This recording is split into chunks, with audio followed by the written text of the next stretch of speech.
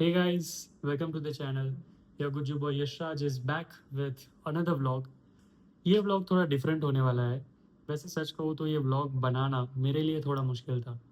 But life is unfair sometimes. We can't do anything about it. So as you guys know कि अभी कुछ दिनों पहले मैंने एक पोस्ट डाली थी कम्युनिटी टैब पर कि नानू की डेथ की वजह से मैं थोड़ा डिस्टर्ब्ड हूँ एंड दैट्स द रीज़न कोई नया व्लॉग नहीं आ रहा है. बट नानू की डेथ से मैं रिकवर कर ही रहा था, उतने में ही मेरी लाइफ में और एक प्रॉब्लम आ गई. और वो प्रॉब्लम ऐसी थी कि मेरे दिमाग की सारी नसें हिल चुकी थी. डेट 11th जून 2026. Crazy day guys. तो नानू की 12वीं वाले दिन मेरी कॉलेज में एग्ज़ाम्स थी. So as you guys know कि मैंने पहले व्लॉग में बताया था कि मैं NMIMS मुंबई से ऑनलाइन MBA कर रहा हूँ. तो वैसे कोई दिक्कत वाली बात नहीं थी क्योंकि एग्ज़ाम तो मुझे ऑनलाइन ही देनी थी. But the main problem was कि मैं नानू के घर से एग्ज़ाम नहीं दे सकता था क्योंकि नानू के घर पे ना तो लैपटॉप था और ना ही वाईफ़ाई. तो मुझे जाना था मेरे दोस्त के घर, जो कि नानू के घर से काफ़ी ज़्यादा दूर था.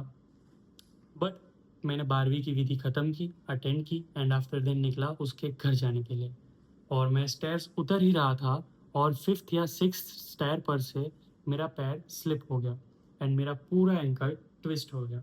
और अभी मेरे पैर की हालत कुछ ऐसी है. वैसे तो ये पट्टा काफ़ी ज़्यादा लूज़ हो चुका है, जो कि काफ़ी अच्छी बात है क्योंकि सूजन कम हो रही है धीरे धीरे. बाकी मेरा पैर कुछ ऐसा ट्विस्ट हुआ था कि ये जो पोर्शन होता है ना एंकल वाला, वो पूरा सूज गया था एंड ये वाला जो पोर्शन था वो भी पूरा सूज चुका था. इतनी ज़्यादा सूजन थी कि मैं चल भी नहीं पा रहा था. और मेरे पैर को जज मत करना, आई नो गंदे हैं क्योंकि काफ़ी दिनों से मैंने वॉश नहीं किए हैं क्योंकि डॉक्टर ने मना किया है कि इस पट्टी को पानी नहीं लगना चाहिए वरना इरिटेशन हो सकती है.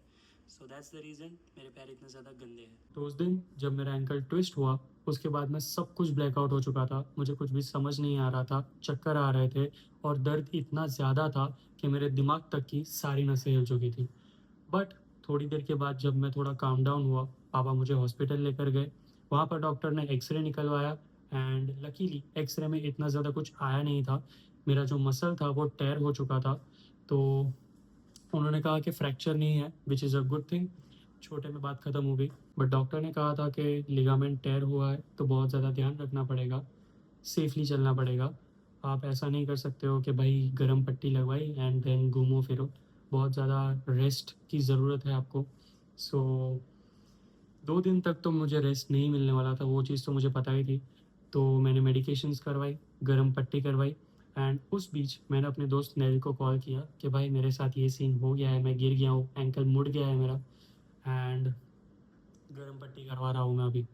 तो जैसे ही उसने फ़ोन रखा वो मुझे सीधा लेने के लिए निकल गया. मुझे पता ही नहीं है कि वो मुझे लेने आ रहा है, वो सीधा मेरे घर के लिए निकल गया. सो वो मुझे लेने आया. मैं जब हॉस्पिटल के बाहर निकला मेडिकेशंस ख़त्म करने के बाद, तो मैंने उसको कॉल किया कि भाई मैं तेरे घर के लिए निकल रहा हूँ.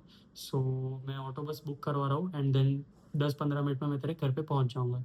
तो वो मुझे ऐसा बोलता है कि भाई तू मत निकल, तू रुक, मैं बस 2 मिनट में तेरे घर पे पहुँच रहा हूँ. एंड वो 2-3 मिनट में मेरे घर पे आया, मुझे पिक किया एंड हम लोग गए उसके घर. उसने मुझे गाड़ी से नीचे उतरा, उसके बाद में चलने ही नहीं दिया. वो अपनी गेमिंग चेयर लेकर आ गया एंड मुझे उस पर बिठाया एंड वो मुझे धक्का मार के रूम तक ले गया जहाँ पर मुझे एग्ज़ाम्स देनी थी. जैसे तैसे करके एग्ज़ाम्स ख़त्म की क्योंकि इतना ज़्यादा पेन था कि मैं बैठ ही नहीं सकता था, दूसरा पैर नीचे रख ही नहीं सकता था. तो सीधा बैठ गया मैं, जैसे तैसे करके एग्ज़ाम्स ख़त्म की एंड आई खाना खाने की बारी. तो मैं खाना खाने के लिए उठ रहा था तो आंटी ने मुझे बोला कि तू वहीं पर बैठ. मुझे वहीं पर सब कुछ सर्व कर दिया एंड खाना ख़त्म हुआ, हाथ धोने के लिए खड़ा हुआ तो हाथ धोने के लिए तक मुझे खड़ा नहीं होने दिया आंटी ने.